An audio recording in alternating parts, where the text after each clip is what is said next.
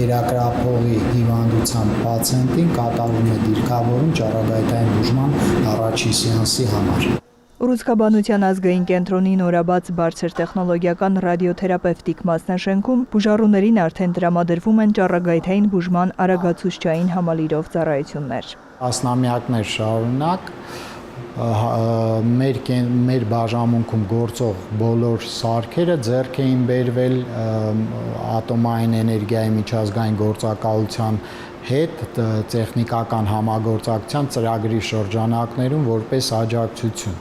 Սա առաջին սարքն է իր տեսակով, որը ձեռք է բերվել մեր կենտրոնի կողմից ըստ էության պետական միջոցներով։ Սարքը կազմված է բազմաթերթիկ կալիմատրերով, կալիմատրերի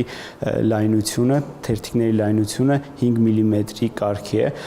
որը թույլ է տալիս մեզ բարձր ճշգրտությամբ թիրախավորել հենց ուռուցքը,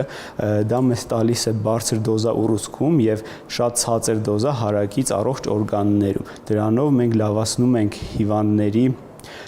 կյանքի որակը հետ ճառագայթային էֆեկտները նվազեցնելով։ Այսպիսով մեր երկրում սկսել են կիրառվել ճառագայթային բուժման ժամանակակից մոտեցումներ, որոնք նախկինում հասանելի չէին։ Հայաստանում տարեկան 4000-ից 5000 բուժառու ճառագայթային բուժման կարիք է ունենում։ Այս մասնաշենքի կառուցմամբ եւ նոր սարքի ներդրմամբ մենք հասանել ենք դարձրել Հայաստանում այնպիսի մոտեցումներ, ինչպիսիք են մոդուլացվող ինտենսիվությամբ ճառագայթային բուժումը եւ ծավալաչափական աղեղնային ճառագայթային բուժումը, որոնք մի շարք տեղակայումների ուռուցքների համար ստանդարտ են ներկայումս աշխարհում։ Այն թույլ է տալիս մի քանի անգամ ավելի արդյունավետ դարձնել ճառագայթային բուժումը եւ յուրաքանչյուր սեանս ուղղորդվում է կոնաձև փնջով համակարգչային շերտագրմամբ, ինչը նպաստում է բուժման ճշգրտությանը։ Այսօր պետությունը մաքսիմալ փորձում է թեթևացնել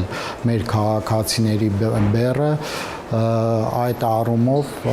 հաշմանդամության կարգ ունեցող պացիենտների համար ծառայությունը անվճար է, բացի դրանից կան նաև այլ ավելի փոքր սոցիալական խմբեր, որոնք կարող են օգտվել այս ծառայությունից անվճար սկզբունքով,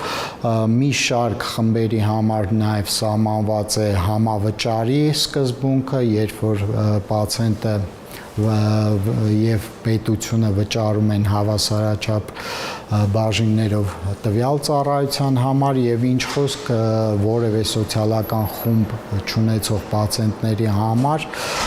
ծառայությունը կարող է լինել վճարովի հիմունքներով։ Մինչև մայիս կենտրոնը կհամալրվի եւս 2 նորարար բժշկական արագացուցիչներով։